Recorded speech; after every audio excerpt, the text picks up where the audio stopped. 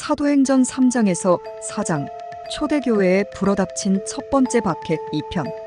하나님께서 우리에게 주시는 말씀은 사도행전 3장, 4장의 말씀입니다. 18절 그들을 불러 경고하여 도무지 예수의 이름으로 말하지도 말고 가르치지도 말라이 사탄이 원하는 바죠. 도무지 말하지도 말고 진리의 말씀을 가르치지도 말라 명하니 베드로와 요한이 굴복하지 않고 대답하여 이르되 우리가 본받아야 하는 모습입니다. 베드로와 요한이 굴복하지 않고 대답하여 이르되 하나님 앞에서 너희의 말을 듣는 것이 하나님의 말씀을 듣는 것보다 옳은가 판단하라. 19절에서 베드로와 요한은 하나님의 말씀과 사내들인의 인간의 말을 대조하고 있습니다. 여러분, 하나님의 말씀입니까? 인간의 말입니까? 우리에게도 목숨이 위험해질 수 있다 할지라도 자신의 신념을 굽히지 않는 담대한 이기는 자의 모습이 있어야 합니다. 그리고 인간을 두려워하지 않고 하나님을 두려워하는 경외심이 있어야 이런 용기 있는 이기는 자의 모습, 승리자의 모습을 나타낼 수 있는 것입니다. 20절 우리는 보고 들은 것, 우리는 보고 듣고 배운 것, 예수님의 가르침과 예수님의 사역을 말하지 아니할 수 없다 하니 우리의 신념이 되어야 됩니다. 우리의 고백이 되어야 합니다.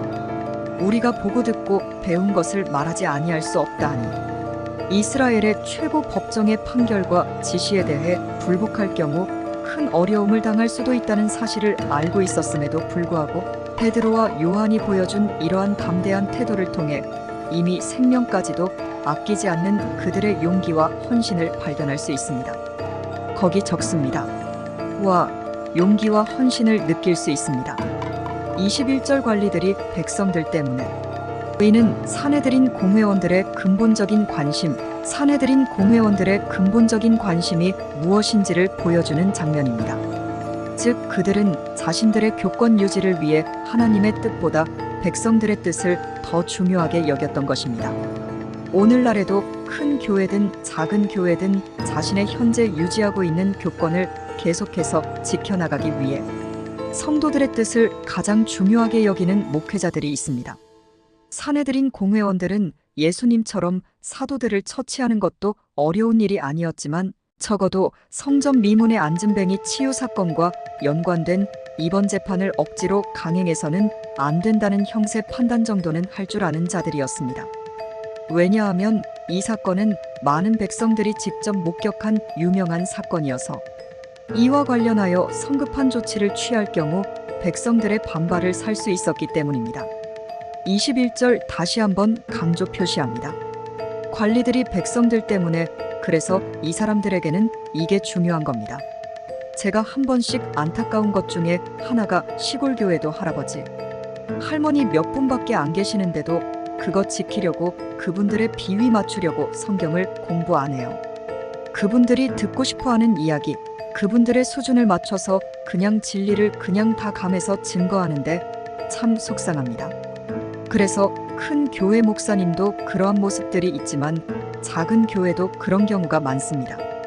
21절 관리들이 백성들 때문에 그들을 어떻게 처벌할지 방법을 찾지 못하고 다시 위협하여 놓아주었으니 이는 그 이유는 모든 사람이 그된 일을 이미 보고 하나님께 영광을 돌렸기 때문이라.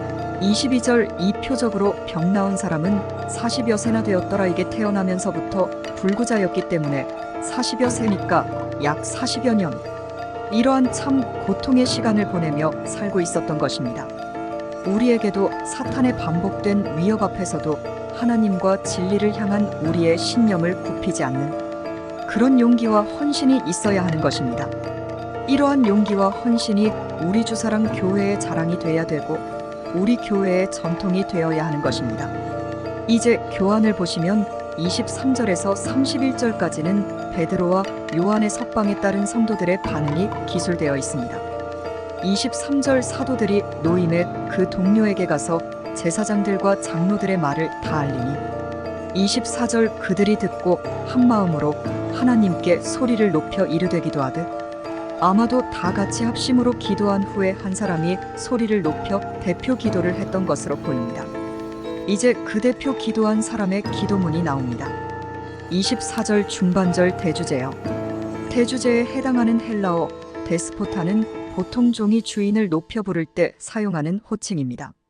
하나님을 라고 부른 것은 세상이 눈에 보이는 로마 황제 혹은 사내들인 공회에 의해서 다스려지는 것처럼 보이지만 그 현상 너머에서 실제로 세상을 다스리시는, 실제로 세상을 통치하시는 분은 하나님이라는 하늘 보좌에 앉아 계신 하나님이라는 믿음의 표출로 볼 수 있습니다.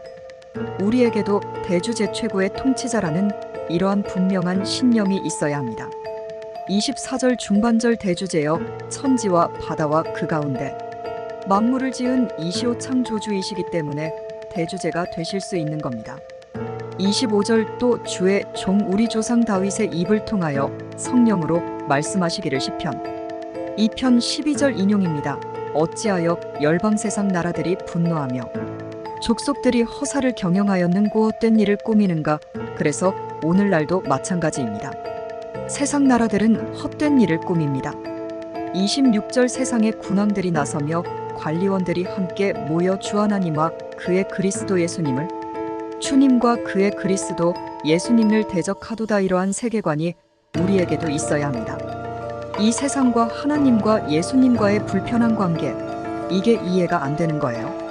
그래서 서 있어야 될 자리에 서 있지 않고 반대편에 서가지고 하나님을 섬긴다, 하나님의 일을 한다 하니까 참 여러 사람을 힘들게 하는 겁니다. 주 하나님과 그의 그리스도 예수님을 대적하도다 하신 이로소이다. 여기까지가 시편 인용구이죠. 27절 과연 헤롯과 본디오 빌라도는 이방인과 이스라엘 백성과 합세하여 하나님께서 기름 부으신 거룩한 종 예수를 거슬러 28절 하나님의 권능과 뜻대로 하나님의 오묘한 섭리대로 이루려고 예정하신 그것을 행하려고 예수님을 십자가에 죽이려고, 예수님을 십자가에서 죽이려고 세상 권력자들이 바로 이 성에 모였었나이다. 대상 권력자들이 이 성에 모여서 예수님을 죽였나이다. 29절 주님 이제도 그와 같은 일이 일어나고 있습니다. 이제도 강조 표시합니다. 이제도 그들의 위협함을 굽어보시옵고 또 종들로 하여금 담대히 하나님의 말씀을 전하게 하여 주시옵소서. 우리 교환을 통해서 29절을 현대어 성경으로 우리 함께 읽습니다. 오 주님, 이제 그들의 위협 앞에 놓인 저희를 굽어 살피시고 주님의 종들이 조금도 굴하지 않고 담대하게 주님의 말씀을 전할 수 있게 하여 주옵소서. 우리 주사랑 교회도 이와 같은 내용으로 기도할 수 있어야 합니다. 초대교회가 하나님께 드린 이 기도의 내용은 박해와 고난을 없애달라든가 혹은 교인 수가 늘어나게 해달라는 기도의 내용이 아니었습니다. 초대교회가 어려움 속에서도 세상의 박해 속에서도 주님의 말씀을 전하는 이 본질적 사명을 계속해서 감당할 수 있도록 해달라고 기도했던 것입니다. 그런데 오늘날의 교회들은 이러한 교회의 본질적 사명은 제쳐두고 인본주의적 목적 달성을 위해 목소리를 높여 기도하는 그런 안타까운 교회들의 모습을 볼 수 있습니다. 29절과 같은 하나님의 나라와 하나님의 뜻을 구하는 순수한 기도는 반드시 응답받게 됩니다. 30절 손을 내밀어 병을 낫게 하시옵고 표적과 기사가 거룩한 종 예수의 이름으로 이루어지게 하옵소서. 하더라 지난 시간에 설명드렸던 것처럼 초대교회의 특수성과 관련된 기도 내용입니다. 31절 빌기를 다음에 모인 곳이 진동하더니 무리가 다 성령이 충만하여 담대히 하나님의 말씀을 전하니라. 우리 새번역 성경으로 31절 함께 읽습니다. 그들이 기도를 마치니 그들이 모여있는 곳이 흔들리고 그들은 모두 성령으로 충만해서 하나님의 말씀을 담대히 말하게 되었다. 이러한 말씀을 담대히 전하는 모습이야말로 성령 충만한 모습입니다. 31절의 놀라운 장면은 29절의 기도응답이라고 할 수 있습니다. 하나님의 나라와 하나님의 뜻을 끈기 있게 성실하게 구하고 찾고 두드리면 성령 충만으로 응답해 주시는 것입니다. 이처럼 초대교회 성도들은 자신들에게 닥친 사내들인의 위협을 해결하기 위해 인본주의적인 대책회의를 하지 않았습니다. 오히려 그들은 위험하고 급박한 상황 가운데서 제일 먼저 진정한 통치자 하나님께 엎드려 합심으로 기도했고 자신들의 안전을 그 대주제께 온전히 맡겼던 것입니다.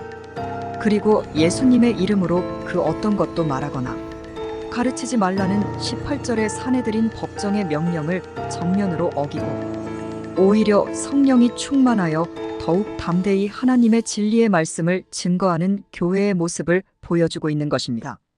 이제 마지막으로 32절에서 37절은 교환을 보시면 초대교회 성도들의 공동체 생활과 바나바의 소개에 관한 내용입니다.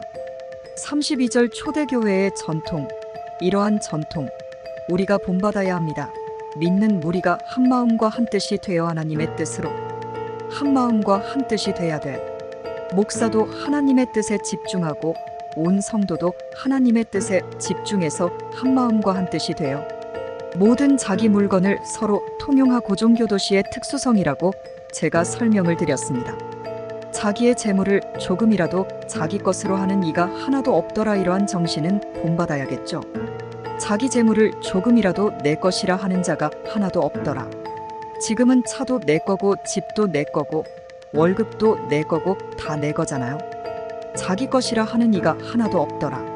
33절 사도들이 큰 권능으로 주 예수의 부활을 증거하니 지난 시간에 살펴봤던 것처럼 전도의 주요 내용입니다. 부활을 증언하니 무리가 큰 은혜를 받아 그 중에 가난한 사람이 없으니 이는 밭과 집이 있는 자는 팔아 급한 것의 값을 가져다가 35절 사도들의 발 앞에 두매자발적으로 헌금에 동참한 겁니다. 사도들의 발 앞에 헌금을 두매 그 사도들이 각 사람의 필요를 따라 나누어 줌이라 지난 시간에 설명드렸던 것처럼 특수한 케이스입니다. 당시 예루살렘 교회로서는 아주 잘한 일입니다. 그리고 이어지는 36, 37절은 아름다운 헌신의 모범을 보인 바나바를 소개하고 있습니다. 바나바는 예루살렘 교회에 예배 처소를 제공했던 것으로 추정되는 마가복음의 저자 마가 요한의 삼촌입니다. 마가 요한의 삼촌입니다. 36절 구브루에서 난 레위족 지파 사람이 있으니 바나바가 레위 지파 레위인이었습니다. 이처럼 바나바는 디아스포라 유대인으로서 지중해의 큰 서민 구브로 출신의 레위인이었던 것입니다. 12제자 못지않은 훌륭한 제자입니다. 36절 중반절 이름 본명은 요셉이라 우리가 본명은 놓치는 경우가 많은데 본명은 요셉이라 사도들이 일컬어 별명으로 바나바라 번역하면 위로의 아들이라 하니 37절 상반절을 밀어보아 바나바는 키프로스 섬 출신의 디아스포라이었지만 예루살렘에서도 어느 정도의 경제적 기반을 지니고 있었던 것으로 보입니다. 그리고 율법에 의하면 원래 레위인은 사유재산을 소유하지 못하도록 규정되어 있었습니다. 그러나 대개의 학자들은 바벨론 포로 이후에 이 법이 유대 사회에서 사문화되었던 것으로 보고 있습니다. 37절 그가 밭이 있음에 팔아 그 갑강조 표시합니다. 그가 여기서 이제 중요한 해석이 밭을 판 총액입니다. 일부분이 아니고 밭을 판 총액을 가지고 사도들의 발 앞에 두니라 바나바의 이러한 온전한 헌신은 그의 순수한 신앙을 보여주는 일면으로서 다음 장의 아나니아와 삽비라의 공명심이 앞선 행위와는 대조를 이루고 있는 것입니다. 이 상황에서 우리는 초대교회에 불어닥친 첫 번째 박해에 대하여 초대교회가 어떻게 담대히 맞서 이겼는지를 함께 살펴보았습니다. 사도행전 3장, 4장에 기록된 초대교회의 진실한 역사를 한 주간 동안 깊이 있게 묵상해 보시기를 바랍니다. 기도하겠습니다.